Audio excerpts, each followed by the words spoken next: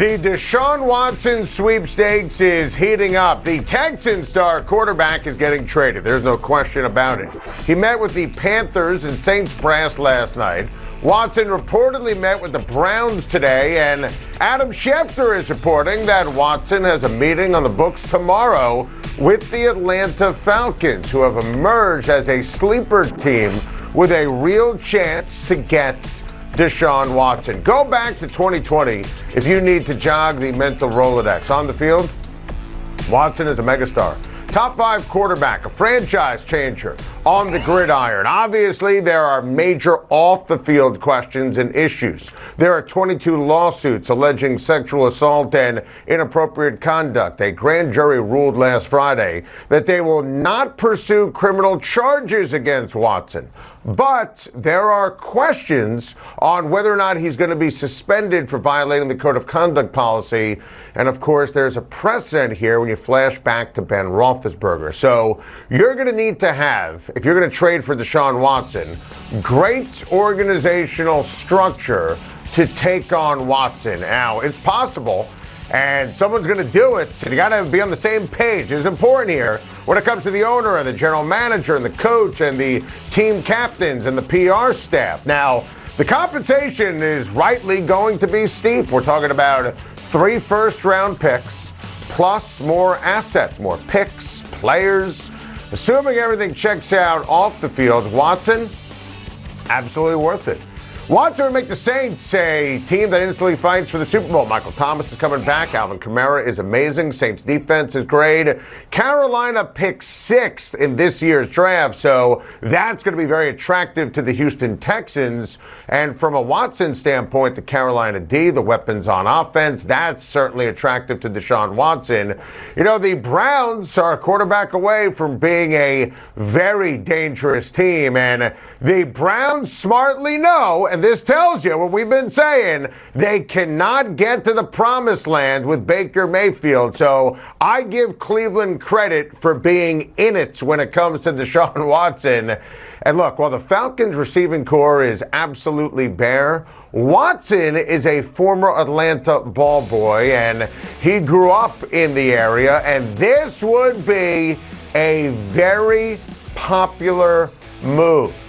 And the Falcons could find a great landing spot for my guy Matt Ryan with the Indianapolis Colts. And remember, Deshaun Watson has a no-trade clause, so he's going to control a lot here. I personally think that the New Orleans Saints are the best fit on and off the field.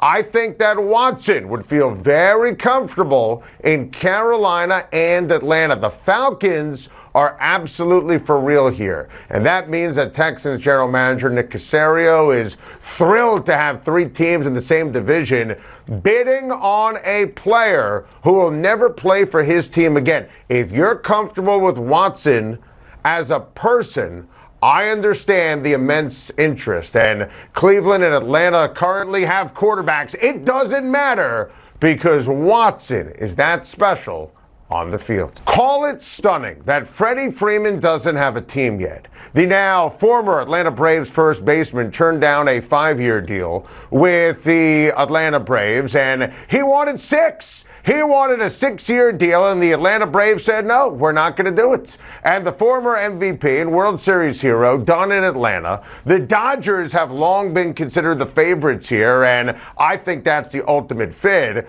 While Freeman is a Mount Rushmore all-time great Atlanta Braves player and leader, remember, he's from SoCal, and the Dodgers can most certainly pay. And he could win in L.A. The Blue Jays are said to be smitten, and Freeman can win and rake in that juggernaut Toronto lineup. John Heyman reports the Red Sox are in, and why not? The Yankees are reportedly in too. And Ken Rosenthal says, look out for the Rays. Freddie Freeman is a superb ball player, the epitome of professionalism, major team leader, and a postseason hero. It's not crazy to say his move can swing the pendulum for any of these teams. Well, Aaron Judge didn't say he's vaccinated or immunized or really anything right there, but as per the New York City mandate, Unvaccinated Yankees and Mets cannot play ball games at home. And look, everything that I've ever said on Time to Shine about Kyrie Irving and the vaccine applies here. I think everybody should be vaccinated in the interest of public health and safety. And someone like Aaron Judge, because we're talking about availability and your livelihood, just selfishly needed to get the shot. Simple as that. Having said that, the current rule makes no sense, and it's backwards and it's flawed. There's a major element of political grandstanding here by New York City Mayor Eric Adams. I mean, you can be unvaccinated and watch the Yankees at Yankee Stadium, but you cannot be unvaccinated and be in the batter's box or on the field for the New York Yankees. And if you do the math here, this means that Aaron Judge and any unvaccinated Yankee will only play in 70 games this year.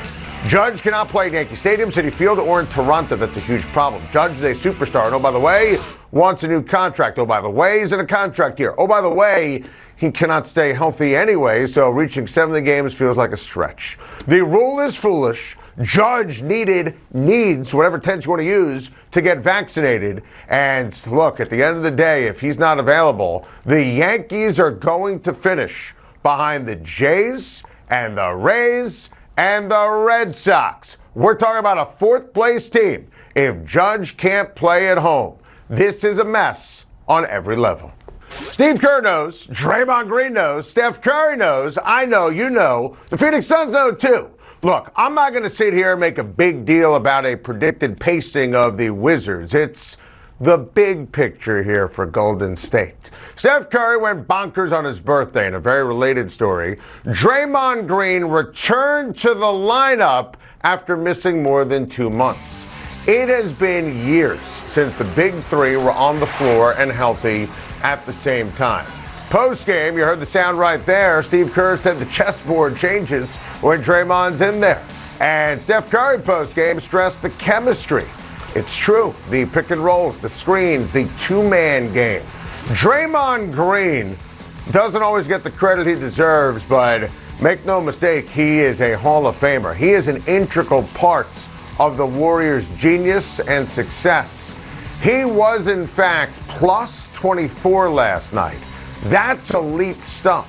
When you have Green and Steph and Clay all doing their thing at the same time, the upside is championship. Now, I'm not ready to declare that the Warriors are better than the Suns. I'm not going to do that. But Chris Paul is hurt. Phoenix has had some bad losses recently.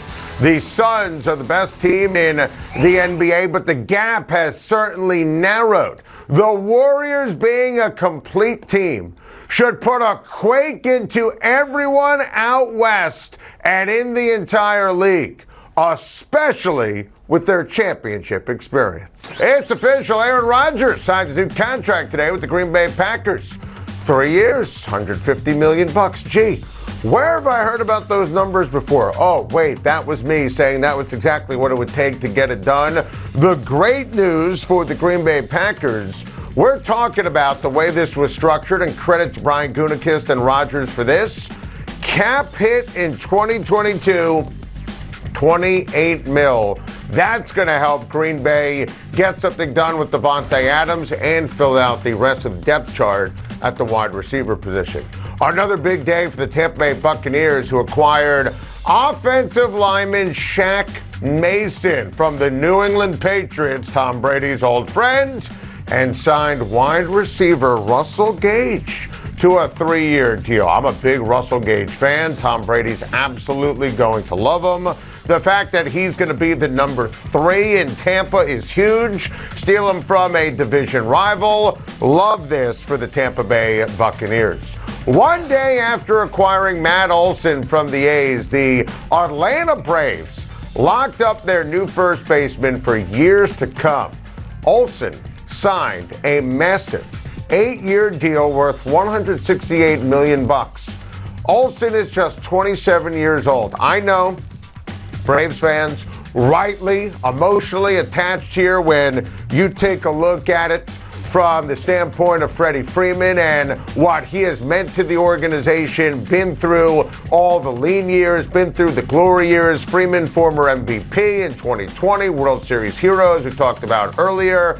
You put the numbers side by side. Listen, I'd make the case in terms of the age, in terms of the power, in terms of the contract. I think that Olsen as good or better than Freeman. Listen, if he played for a bigger market team and wasn't languishing in Oakland, I wouldn't even have to sell you on that. Credit Alex Anthopoulos and the general manager for the Atlanta Braves. He did a heck of a job here, and I think Braves fans should really be thrilled. They make the deal, you say goodbye to Freeman, you sign Olsen long term. Love this big picture for Atlanta. The Cincinnati Reds are offensive to the senses. They shipped off Sonny Gray to the Twins, and yesterday they traded away a couple of big-time ball players in Jesse Winker and in Mr. Suarez, the third baseman. And I got to tell you, when you look at it, this is a fire sale. The Reds, that's a historical franchise that I think is just absolutely amazing when you look at the Big Red Machine, and they just don't care. Ken Griffey Jr. is still getting $4 million. It is the same Cincinnati Reds ownership group that wasn't going to vote for the CBT, so they get rid of two high-profile players. I mean, they didn't even offer Miley a contract. They're not negotiating with Castellanos, and it's a mess. It's an embarrassment. You know, think about Johnny Bench and Joe Morgan and Pete Rose and Sparky Anderson. Go back to 2020. Reds were in the playoffs. And Bell had a tremendous rotation. Sonny Gray, Castillo. I feel terrible for our guy, Joey Votto. Some news you could use from the NBA, where the Lakers stink. We told you. We loved the Raptors -4 last night, and it was over after one quarter. It was 33-12. The Lakers' effort is just deplorable. The Raptors, they play hard every night. 6 Raptors were in double figures. Just when you think it can't get any lower for LeBron and company, the Lakers continue to embarrass themselves. Thank you for watching. Please like and subscribe, and don't forget to hit the bell for more videos.